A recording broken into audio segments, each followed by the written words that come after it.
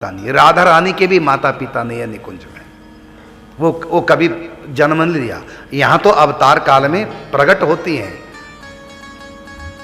विश्वमान कीर्ति के यहां, लेकिन निकुंज में वहां राधा रानी के कोई माता पिता नहीं होते, क्योंकि वहां उनका सर्वेश्वर स्वरूप है, सर्वेश्वरी का रूप है।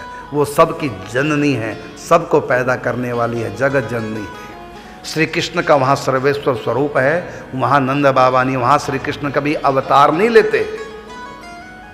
इसलिए तो कहा क्या कि सहज जोड़ी प्रकट भई, सहज है जोड़ी और प्रथमऊ होती, माने शुरू से है ये, और अब हूं आज भी है, और आगे हूं रही हैं, न टरी हैं तैसे, ये आगे भी रहेंगे। लेकिन अवतार काल में एक भी रूल लागू नहीं होता। अवतार काल में तो इनके माता पिता भी हैं, फिर प्रथम बार एक दूसरे को देखते हैं, फिर दोनों की जोड़ी बनती है और फिर बिछुड़ जाती है 100 साल के लिए। लेकिन ये जो है कभी बिछुड़ते नहीं, जोड़ी सहज है, बनाई नहीं गई। जो बनाई जाए वो असहज होती है, जो बनाई नहीं गई हमेशा वो सहज है।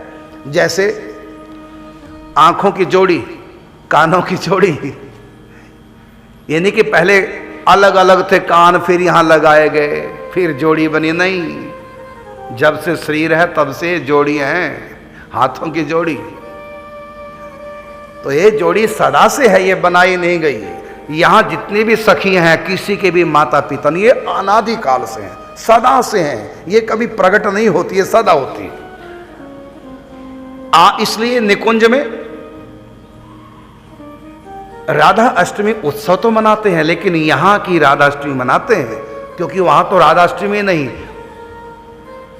वहां तो सदा प्रिया प्रीतम में जन्म ही नहीं होता। तो निकुंज के प्रिया प्रीतम अजन्मा है, उनके माता पिता नंद बाबा नहीं है, राधा रानी के माता पिता वृषभानु कीर्ति नहीं है।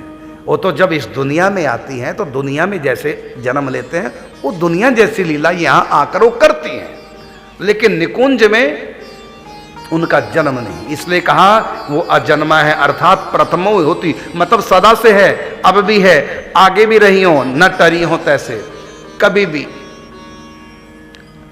इनका अंत नहीं, ये सदा रहने वाले।